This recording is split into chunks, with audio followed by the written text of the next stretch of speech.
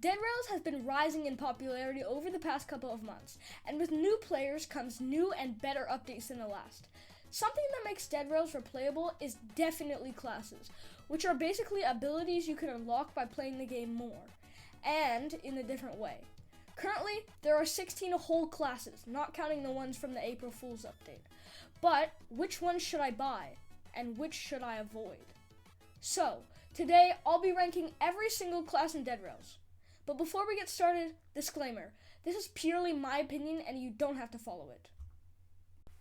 Coming in at number 16 is definitely the Musician. At first look, it does look like a decent, cheap class, but the main point of the class is you get a banjo, and when you play it, it heals people around you. Except it only heals a fraction of your health. And might I add, the only item you get is the banjo. No melee weapons, no guns, and no heals. Second of all, coming in at number 15 is the Zombie. This is probably your least favorite class. The whole premise is that you can eat dead bodies to gain health, which sounds good, except you can't use any healing items like bandages or snake oil, which is way worse than being able to eat dead zombie bodies. Number 14 is 100% the Arsonist, which may come to a surprise to some of you. Basically, you start with 4 Molotovs and a shovel, plus you do double fire damage. If you've never used Molotovs in Dead Rails before, basically they're grenades but with fire. But they use up extremely quickly, which means 4 is not enough. Maybe it would be better if Molotovs were also cheaper, because, well...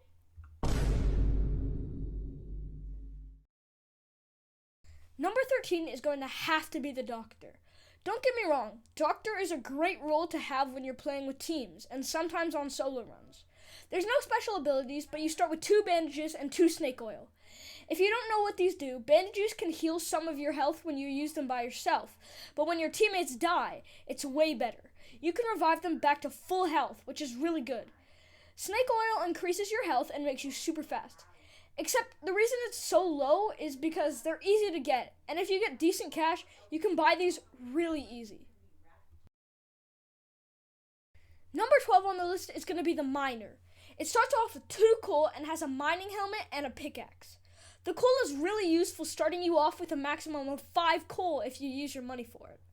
The mining helmet can help you see in dark places, letting you off the hook for buying lanterns or torches. And finally, the pickaxe. The pickaxe almost lets you get ores instantly instead of taking a whole day and night.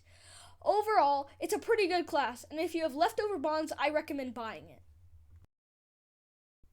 Starting us off with one of the new classes, number 11 is the Packmaster.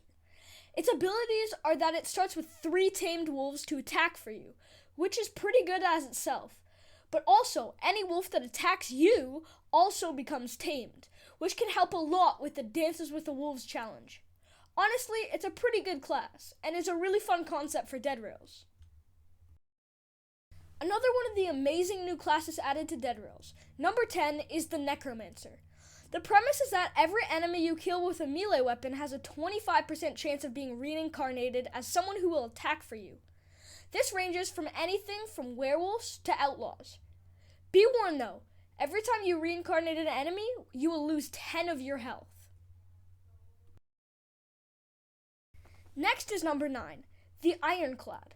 Basically, the Ironclad has max armor, which sounds good, until you realize it's 100 whole bonds. And might I add, you get a 10% speed nerf because of it.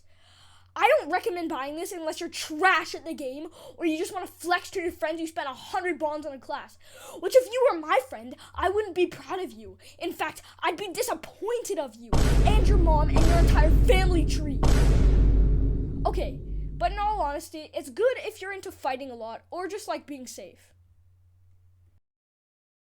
Coming in at a whopping number 8, the Alamo. The Alamo is basically the Ironclad but less safe and much, much better. You get given a helmet, 3 metal sheets, and finally 3 barbed wire. It's good to have an Alamo on your team because it makes it really easy to make your train safe and way easier to beat the game. Next in line at number 7 is the Priest. The Priest is extremely good. It starts with 2 crucifixes and 2 holy water. Basically, the crucifixes, when stepped on, explode, killing anything in its path, which makes an amazing weapon. The holy water can be thrown as a projectile at enemies, striking them with lightning bolts. It can be a very useful class when fighting villages and things like Sterling. At number 6, we have the Conductor. He starts with 2 coal, which can go for an amazing start to your run. The thing that makes the Conductor number 6, though, is the Conductor can drive the train way faster than anyone else, meaning it's perfect for team and solo runs. The cons of this class are that you don't start with any melee weapons, but you can change that quickly by finding money way faster. For number 5, we've got the Cowboy. He starts with a revolver, 2 revolver ammo, and a tamed horse with a saddle. The gun and ammo can get you off to a great start with not having to use melee weapons all the time until 10k meters. The horse can be great for traversing and can be used for the Pony Express challenge, where you have to beat the game without using the train at all. For number 4, we have the Werewolf. There are no items with this class, but at night you have 2 times the speed, strength, and health of a normal player. In the day, you have 10% less than usual, but personally, I think that's a good trade-off. Now, it's time for our top 3. Coming in at number 3 is the High Roller. With the High Roller, you get 150% more money from money bags compared to the usual 100%. This can get you a gun in the first safe zone at 10,000 meters, and can help you immensely when beating the game and defeating bosses like Tesla Boss or Captain Prescott. Next for number 2 is the Vampire. The Vampire spawns with a vampire knife, which upon stabbing enemies grants you health. Not only that, but you have increased walk speed and melee damage, which means you can shred through villages and Sterling and anything you can desire. The con is that you take a tiny bit of damage in direct sunlight, but it's pretty simple. Stay in the cockpit, and when you're out, stab zombies to gain health. You're also super fast, meaning you can run to take cover from the sun. And last, but definitely not least, for number 1 is a Survivalist. Basically, the Survivalist starts the game with a tomahawk, which does way more damage than a shovel, and can kill zombies in 2 hits. The Survivalist also has a special ability to use to its own advantage. The lower it is on health, the more damage it does. So, if you're a risk taker and like being on low health, you probably are dying for this class. It's perfect for any structure or defeating bosses. It's perfect for solo runs and multiplayer runs. Thank you for watching till the end. I do appreciate it. And this video took a while to make, so I would really appreciate it if you liked and subscribed. And I'll see you soon.